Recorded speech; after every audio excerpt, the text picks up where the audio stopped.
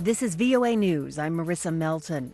U.S. Vice President Mike Pence will head a high-level delegation to Turkey to press that country's president to halt his invasion of northeast Syria. That's according to President Donald Trump, who announced that Tuesday in the White House Rose Garden. President Trump said Pence will be carrying words of warning and a request for a ceasefire. We're being very tough on Turkey and a lot of others. They have to maintain their own properties now. They have to maintain peace and safety. And we'll see what happens. The delegation, we're asking for a ceasefire.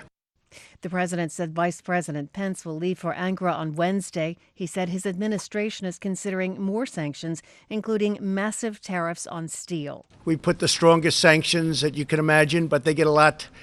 We have a lot in store if they don't have an impact, including massive tariffs on steel. They ship a lot of steel to the United States.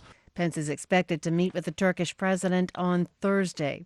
Meanwhile, the Trump administration is again defying a House subpoena in the impeachment inquiry. AP's Ed Donahue has more. President Trump's personal attorney, Rudy Giuliani, notified lawmakers he will not comply with a subpoena. At the White House, the president honored the Stanley Cup champions. The St. Louis Blues' amazing comeback reminds us to never give up. But it wasn't all hockey talk. On impeachment, with Missouri Republican Senator Roy Blunt in the crowd, the president didn't seem too concerned. I wouldn't worry about it, fellas.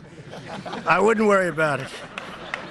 Don't worry too much. How are we doing, Roy? Okay in the Senate? I hear we're looking very good. Senate Minority Leader Chuck Schumer says the matter at hand with Ukraine is at the heart of the integrity of American elections. And it must be investigated thoroughly, completely, and in a nonpartisan manner. Ed Donahue, Washington. More on this and other stories at voanews.com.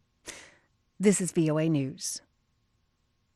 A United Nations investigation has found insurgent attacks targeting the recent presidential electoral process in Afghanistan caused nearly 460 civilian casualties, including 85 deaths.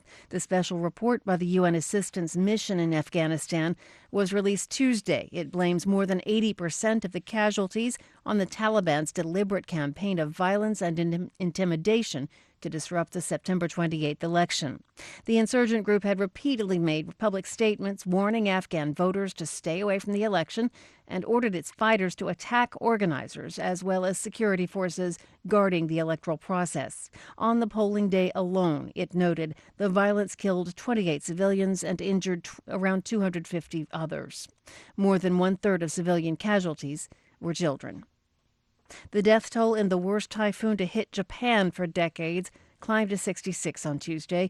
People are starting to return to their homes, but thousands remain without power or water. Reuters' Ryan Brooks reports. Fukushima Prefecture was among the worst hit. Typhoon Hagibis left a trail of destruction there. Levees along a key river burst. Resident Masaharu Ishizawa says some houses were completely swept away by floodwaters. We've never seen damage like this before, so I personally think global warming and environmental changes has something to do with it. Around 138,000 households have no water, and 24,000 are without electricity.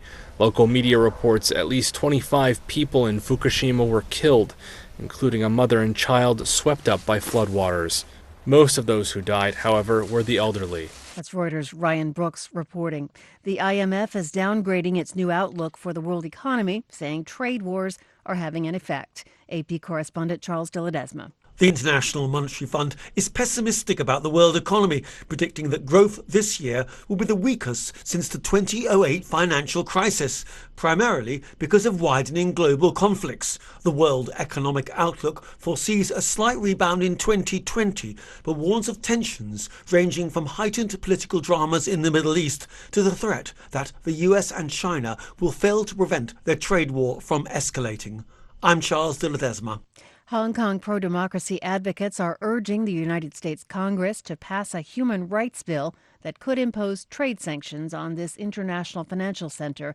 The bill has bipartisan support and is expected to be brought up in the U.S. House of Representatives for consideration as soon as this week. But for now, it remains in committee in the Senate with no set timeline for legislative action. I'm Marissa Melton. You're listening to VOA News.